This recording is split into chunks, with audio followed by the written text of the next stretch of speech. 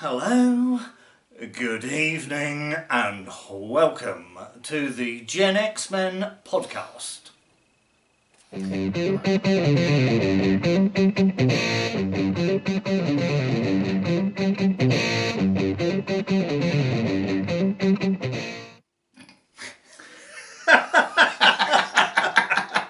One second in, we had one job, Yeah, I know. I'm Ant, and this is... I'm Daz. Daz. We might have had a few libations, but welcome to the... Bon chance. Bon chance Gen-X-Men podcast. Excellent. Here we are. Brave on. That's a mighty fine t-shirt you're wearing there, Anthony. Oh, glad you noticed my Get Ready for Brexit t-shirt. I remember having one of those. What was it, 2016, 2017 or something? We were doing all that I think it was actually 2019. Was it 19? 2019, Oh, right, pre-lockdown, we did corrected. a thing talking to truck drivers. Not in that sense, you understand. We weren't standing in lay-bys or anything like that, Well, you were lucky. You were doing something completely different. But yes, no, we got paid an exorbitant amount of money to explain what changed with Brexit. But the reason I'm wearing it is that my other one, I got given two. They're no expense spared for their £200 million campaign to educate truckers for 2 weeks. There's a Brexit museum that will be opening up shortly in London, and I saw them on GB News, and I sort of said, I've got a Brexit t-shirt, and they went, oh, we haven't got that one, would you mind having it? So I might actually, this might be in a museum. I've never had anything in a museum. No, me neither. So apart from a poo. And I had one of those as well. I had a poo in a museum toilet. Oh, but nice. Oh, sorry. Getting base already, but at least I'm not going to use the C word in this one. So, but that is also a very nice appendage on your t-shirt. Let me put my beverage down and explain. This is a wonderful gift from a mutual friend of ours called Paul Davey. So I have to think about that Wavy Gravy Davey. Wavy Gravy Davey, Wavy yeah. Gravy Davey. And hopefully we'll be able to get him on the show one day. Exactly. Hopefully he's going to be on the show one day very soon. But he recently... he's going to create our logo for us. Indeed. Indeed. We come off so professional, don't we? We do. We've been doing this for ages, haven't we? I know. At least 10 minutes now. Episode 2. Sorry. But no, this is sort of one of his works of art that he creates, and he's very kindly gifted it to me, and I absolutely love it. It's going up in my house very soon. But yeah, he recently had an exhibition down in Margate, in Ramsgate in Kent. And next April he's going to be having another one actually in Margate in the old town there. So we have a little bit of footage of we have a little bit of footage of said exhibition, and it will be right here, or is it up there? Is it? Yeah. Yeah. Oh yeah. Good.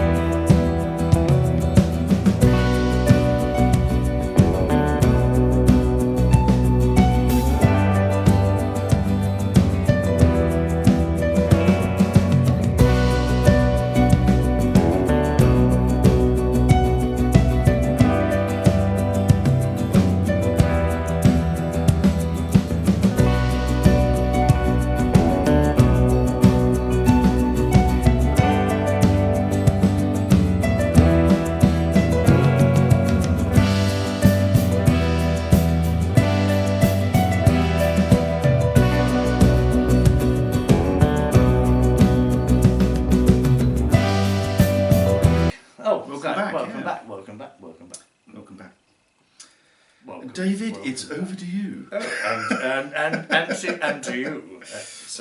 Yes. Well, did you? See, here's the thing. See, now we can fill it all back in. Did you recognise who I was impersonating? on the introduction. Indeed, I did, and that's why I kind of said, David, it's over to you. Sorry for the really sort of terrible impression. It was Alan Whicker, you numpty. Alan Whicker? Wicker's well. Hello, good evening. It was David Frost. It wasn't David Frost. It was Alan Whicker. Oh, flipping out. Right, okay. Well, enough of that. No, fucking hell. Jesus Christ. It was David Frost, wasn't it? Well, anyway, I'm going to cut. No, it was fucking Alan Whicker. No, it was David Frost that used to say I'm that. not talking to you anymore. Right. So anyway, thank you. We didn't lose 8 subscribers. We still have 10. We might have lost 8 subscribers now, but one. You certainly lost David Frost and Alan Whicker now. I don't know. Well, they're fucking dead, aren't they? So fuck them. I don't know.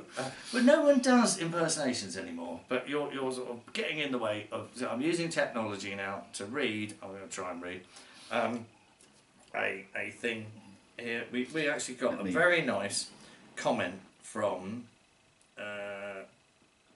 I can't read the name. Sorry, the sellotape's getting in the way on my. I know, but anyway, a very nice chap wrote in and said, "Love the reviews in your about text. Chuffed that I got Crackerjack. Loved Why Don't You. Could not agree more about the adverts. I've always wanted to. ... Well done with this. Extremely oblique allusion to another TV show. I think he's referring to like Jimmy Savile." Yeah. On that one. The less said about that, the better, I think. I didn't even know I was doing that with like Hugh Edwards, but I'm amazed Hugh Edwards is still going on. He goes, I sadly enjoyed when I was younger, agree about tech. I've just wired a dial telephone and very sad that I was brainwashed into giving away all my CD corrections. Blah, blah, blah, blah, blah. I feel your pain, sir. I really, really do, because I got rid of a load of my cassette tapes years ago when I didn't think I was ever going to play them again. Which are making a big comeback. Exactly. And I had, sort of maybe some of you guys and girls can remember this, but I used to have loads of street sound CDs, which was like, music of the day. And streets of what, like traffic going by? People walking? Not quite. No. Not quite. I know you're not particularly musically oriented. I lived under a rock but for 15 years. It was a bit like the sort of the of the day version of Now That's What I Call Music 1, 2, whatever, and they had sort of like bands on there like Shannon and Last Night a DJ Saved My Life and all this kind of stuff. I know that one. They were really great tapes. I had my nan used to buy them for me when I was a kid. But in the day you play them and then you get rid of them, and now I'm discovering them on eBay for like 20 quid each, and it's like, oh my god. But thankfully I did not ever get rid of my vinyl. I've still got all of that. But anyway, it popped into my head. Mick Miller was the comedian, the noddy fantastic joke. Yeah, Mick Miller, absolutely fantastic. He's going on tour. Hopefully, if he watches any of these, he might actually do an interview. He might get him on the show. Oh, wouldn't that be great? Another joke of his I thought was absolutely cracked me up. He goes, "Is that a custard or meringue?" "No, you're not wrong. It's a custard." Fantastic. And that's it. It's fantastic humour. It's just to the point. Old school humour. Can't beat it. Can't beat it. Am I wrong? Am I wrong? No. It's a custard. It's a custard. Brilliant. But check out the knowledge. We've put it in there. Mick Miller, fantastic. But anyway, getting to like what our chappie was saying that wrote a comment, and I do apologise. I can't. We're both blind as bats up. We can't read shit on this technology. But you mentioned phones. Mentioned he was wiring. It's even more difficult. A I've got Rotary. Sellotape on these bloody things at the moment. Oh my god! Crazy. Wow. It's usually like. It's usually elastoplast, right or something, isn't it? Across the middle, isn't it? Phones. Anyway, I think a lot of Gen Z. Yeah. Z. Do you say it right? Zers and millennials and people like that. Don't know about phones. Well, they're not quite sure how to use them anymore. Sort of in my day, and it still is my day, I think. Well, actually, in actual fact, to be fair, it's probably not. But in my day, that actually meant something. That means give me a call later on. But now people do that, and it's like. Crocodile Dundee, wasn't it? Yeah, exactly. Sort of like trying to get the dogs to do something. But the last time somebody went like that to me, I just sort of slapped them and sort of thought they were trying to give me a high five thing or something, you know. And they laughed at me, and I thought, well, what does that bloody mean, you know? No, but do you remember, you know, we were lucky we had a phone in our house, and it's hard to believe, some people didn't have phones. It would ring, and you wouldn't know who it was. It would just make a ring, ring, and people would rush to get it. And then you'd pick it up, but you wouldn't know who it was. No. It was like, hello, who's there? No one answers Oh, the phone. what do you want? And goes, who's that? Like, you don't do that anymore. I wonder if people still give 3 rings though, because then if the phone did ring, you'd know who it was if it only ever rang 3 times. Do it for Mum. Well, I see, they might have noticed we're at different, yet again, another third video, different location. We are travellers. We are. I could be like a pikey, couldn't I? You are. Because I got my pikey hat on there, and my Brexit. There, so I could be a traveller. I probably am. I'm more pikey. Either that, or we've just got too many studios. You know? Yeah, we've got loads. But we're at my mum's. We're at my mum's. And she still has a normal phone that rings, and whenever we go home we give 3 rings and to let her know that we got home, but you don't pick it up. No, you don't pick it up. What is the purpose of that? Well, it's like 3 rings, because if it rings 3 times and it goes off, you know who it is, because not many people are just going to... But also, if you picked it up, you would be charged a connection fee. So you will be charged for this call. It would be 10p, which was a lot of money back in those days. For just picking up the phone, wasn't it? It was like, what a rip-off, British Telecom. But no, like, you had to remember... To Bob, phone numbers. I mean, okay, what's your mum's phone number? You don't know, do you? I know my wife's phone. Well, I know my landline still. Yeah? Because we actually do still have a landline. But you have to remember it. You have to remember your phone number. But I know my wife's number because it's in my speed dial. Right. And it begins with 0. Right. That's it. Strange that, mine does as well. Does it? There we go. Yeah, 0. Well, yeah. And there was no voicemail. No. Either. No. It was years before we got an answer machine. phone. I remember when everyone did first. Which was get a cassette. Phones. Yeah, it was a cassette player, and they were an absolute nightmare. You start speaking into these things, and all of a sudden you just sort of the whole brain just goes, doesn't it? You can't sort of construct a like what I'm doing now. even the thought of answers. Put your teeth in, Daryl. Even the thought of an answer phone sort of, renders my speech capability completely and utterly useless. But yeah. Well, I was really naughty. I remember when I was at university, there were 2. One was Swiss, one was German. A couple of gorgeous girls. I can't remember their names, but they were gorgeous, and they had perhaps? Not all. No. One went on to work for one of the banks in New York. I found out, but that was the Swiss one. But anyway, they got a answer machine, and it had a tape on it, and I knew they were big into tennis, and it was in the run up to Wimbledon, and many years ago. And we used to play tennis back in the day with real rackets and real men and women, not pretend ones. We'll get onto the boxer in the Olympics at some point. What a fiasco that is. I left them a message, and I was like, Sonia, that's one of them. I was like, hello Sonia, it's Anthony here. Oh my gosh, my school teacher used to be for played in Wimbledon, blah blah blah. I've managed to get centre court tickets for so call me back on I'm at a friend's house, so the number's excellent, I'll see you there, lovely guys, bye. Hung up.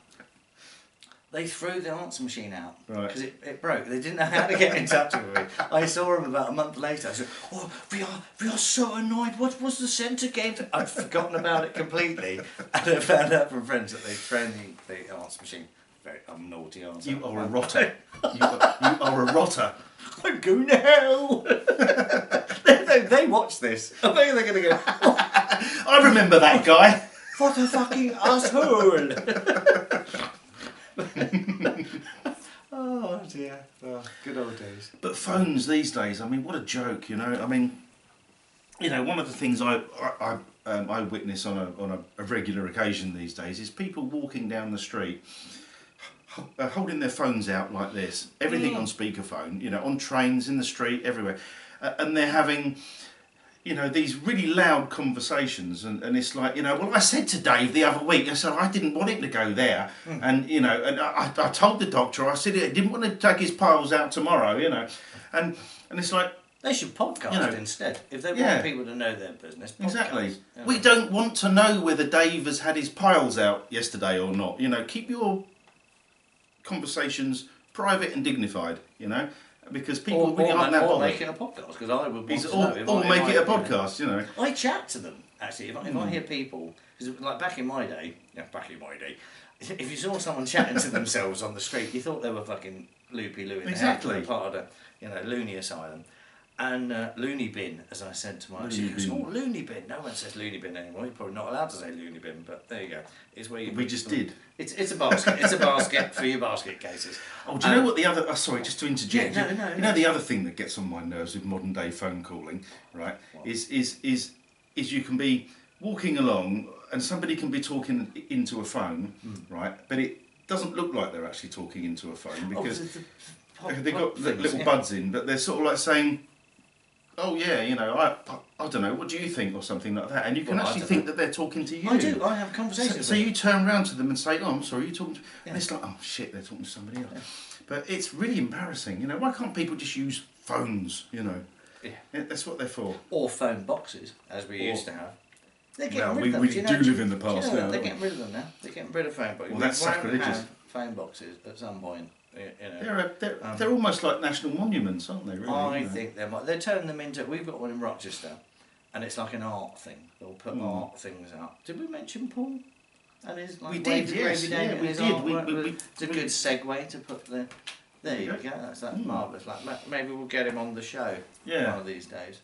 But yeah, phone boxes. So you used to have to go into, and it's a great idea. Like it's a private little room about the size of a person, isn't it? Yeah. Fits a person and a handily so, you know. And and you could be in there, and you could. If you're lucky, you can just about manage to squeeze two in. Pile of coins, and yes, now they just use public urinals or homeless shelters for individuals. Well, that might be a good idea. I have seen some quite useful uses for old phone boxes, like little mini libraries and things that people have in villages. Coffee shop. There's one in Hampstead. Yeah, there's actually a coffee shop, and you think, well, that's not very good. It's a little bit like Rory Sutherland. How many customers are you going to get in there? I share it. Rory, mentioning you here, advertising guy that I've just got in. Oh yeah, I watched I watched the video you sent me the other day. Actually, absolutely fantastic. Brilliant. And very, very humorous in places as well. You know, it's flat white or fuck off. Exactly. Fantastic. Absolutely fantastic. We'll put a link to that in the hopefully we can get him on the show, because that would be good. That would be great as well. Advertising, because he sounds like a fantastic bloke to have a conversation with. I do. So, well, I think on that that note, shall we sort of wind it up? Because we're at my mum's. Yeah. And we want to go and drink some beer. You know.